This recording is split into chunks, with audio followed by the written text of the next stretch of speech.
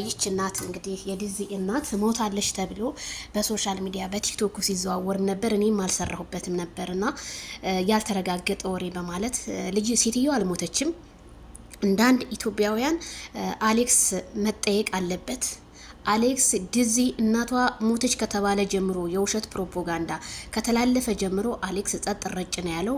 ፕሮፋይሉን እንዳጠቆረ ቢሆንም ቅዱስ ሚካኤል ቤተክርስቲያን የተቀበረችው ልጅቷ ተብሎ በፍጹም ሴትየዋ በዛ ሰዓት ሞተች በተባለችበት ሰዓት ቤተክርስቲያን ውስጥ ምንም አይነት ሰው ሞቶ እንዳልተቀበረ የትም ቦታ ላይ በተለያዩ ቤተክርስቲያኖች እንግዲህ አዲስ አበባ ውስጥ ተጠይቆ ሴትየዋ እንደሌለች እንዳልተቀበረች ነው የተሰማውና ይቺ ሴትዮ ታፍና ነው። እባካችሁ ይሄን ቪዲዮ የምታው ሼር አድርጉ፣ ለሁሉም ይድረስ።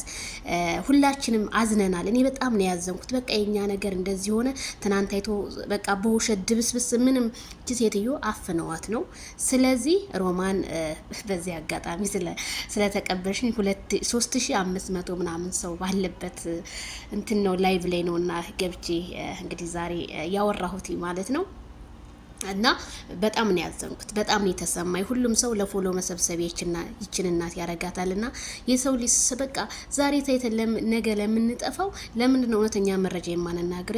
ያቺ ሴትዮ በውሸት ነው እንግዲህ አዲስ አበባ ቀብሬያታለሁ ብላ ፎሎ ለመሰብሰብ ያደረገቻ። ግን የዚችን እናት እንባ ይታበስ። ፍትህ ለዲዚ እናት፣ ፍትህ ለዲዚ። ዲዚ ያለች የት ነው? አሌክስ እንግዲህ እንዳንድ ኢትዮጵያውያን አንተ ጊዜ ቀጠሮ ምንም አያስፈልግም። ሞታ ከሆነ ሞታለች፣ አልሞተችም ከሆነ አልሞተችም። ልጅቷ ያለችበትን ቦታ ላይ ማሳየት ነው ያለብህ። ብዙ ሰው እየተነሳብህ ስለሆነ ወደ ቅልቦች ነገሩ ሊተላለፍ ነው።